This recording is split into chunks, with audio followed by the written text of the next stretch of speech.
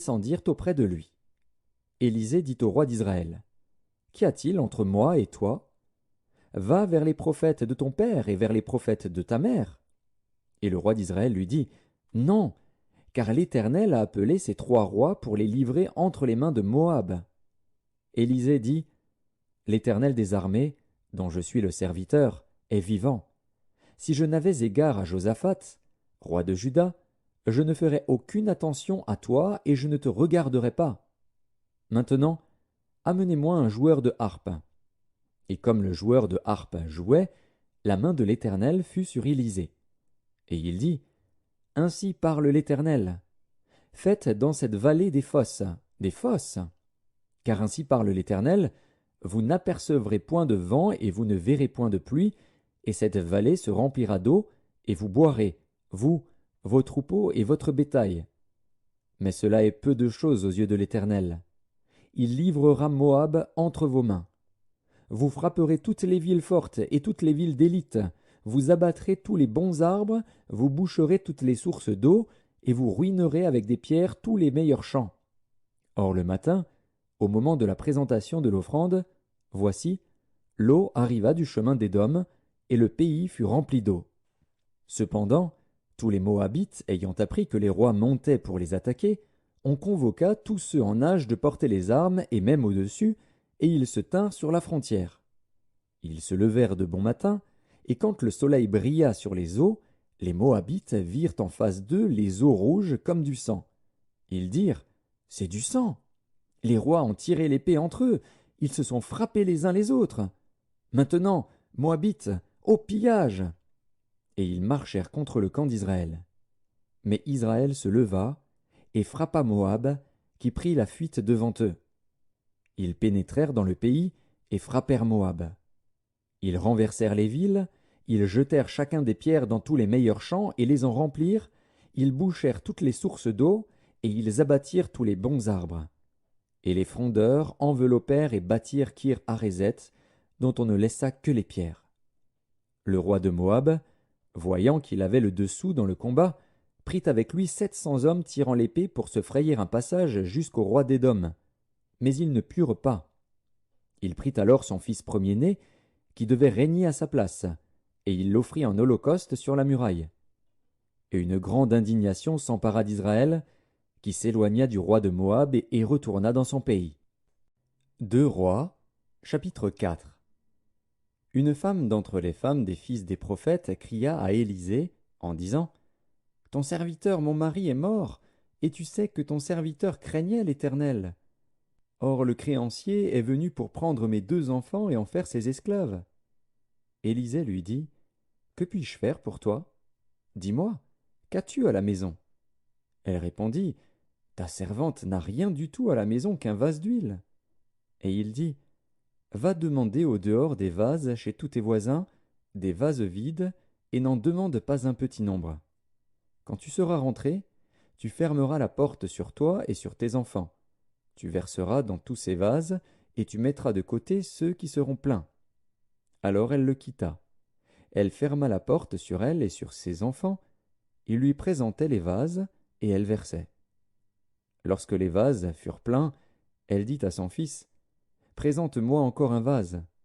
Mais il lui répondit: Il n'y a plus de vase. Et l'huile s'arrêta.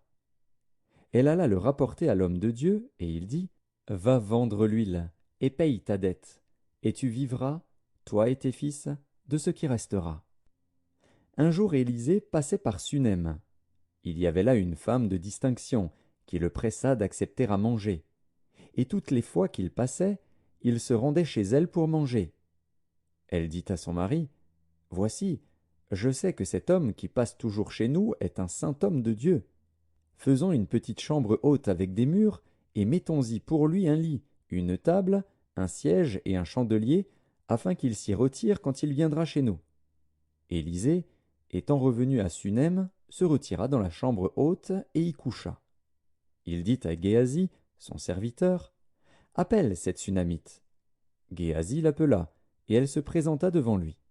Et Élisée dit à Géasi: Dis-lui: Voici, tu nous as montré tout cet empressement, que peut-on faire pour toi? Faut-il parler pour toi au roi ou au chef de l'armée?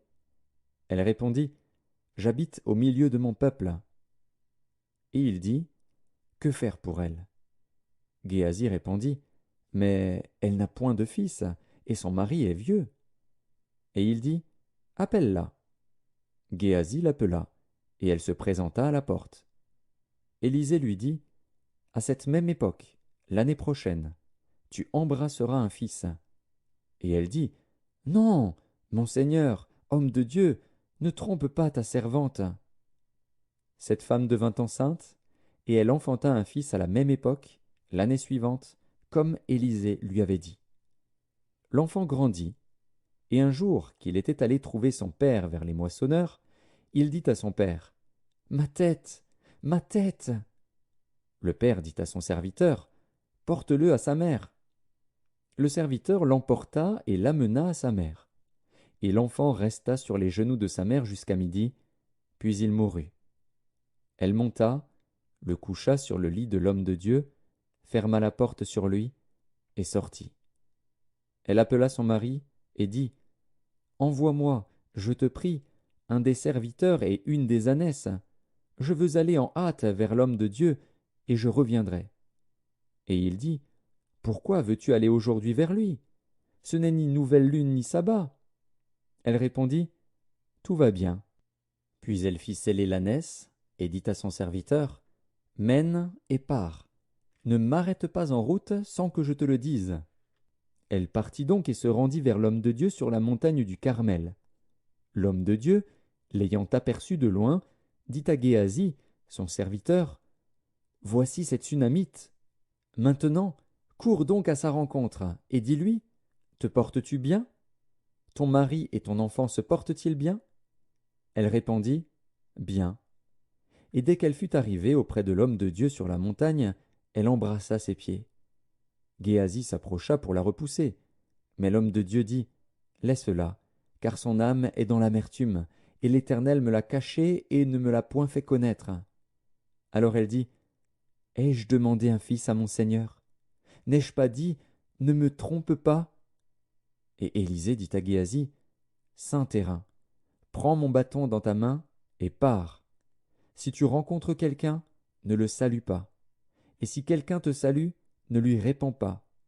Tu mettras mon bâton sur le visage de l'enfant. La mère de l'enfant dit, L'Éternel est vivant et ton âme est vivante. Je ne te quitterai point. Et il se leva et la suivit. Géasi les avait devancés, et il avait mis le bâton sur le visage de l'enfant. Mais il n'y eut ni voix ni signe d'attention. Il s'en retourna à la rencontre d'Élisée, et lui rapporta la chose, en disant, L'enfant ne s'est pas réveillé. Lorsqu'Élisée arriva dans la maison, voici, l'enfant était mort, couché sur son lit. Élisée entra et ferma la porte sur eux deux, et il pria l'Éternel. Il monta et se coucha sur l'enfant. Il mit sa bouche sur sa bouche, ses yeux sur ses yeux, ses mains sur ses mains, et il s'étendit sur lui. Et la chair de l'enfant se réchauffa. Élisée s'éloigna, alla çà et là par la maison, puis remonta et s'étendit sur l'enfant. Et l'enfant éternua 7 fois, et il ouvrit les yeux. Élisée appela Géasi et dit, Appelle cette Sunamite. Géasi l'appela, et elle vint vers Élisée, qui dit, Prends ton fils. Elle alla se jeter à ses pieds, et se prosterna contre terre. Et elle prit son fils, et sortit. Élisée revint à Gilgal, et il y avait une famine dans le pays. Comme les fils des prophètes étaient assis devant lui, il dit à son serviteur, Mets le grand pot, et fais cuire un potage pour les fils des prophètes. L'un d'eux sortit dans les champs pour cueillir des herbes. Il trouva de la vigne sauvage, et il y cueillit des coloquintes sauvages, plein son vêtement. Quand il rentra, il les coupa en morceaux dans le pot où était le potage, car on ne les connaissait pas. On servit à manger à ces hommes, mais dès qu'ils eurent mangé du potage, ils s'écrièrent, La mort est dans le pot, homme de Dieu! Et ils ne purent manger. Élisée dit, Prenez de la farine. Il en jeta dans le pot, et dit, Sers à ces gens, et qu'ils mangent. Et il n'y avait plus rien de mauvais dans le pot. Un homme arriva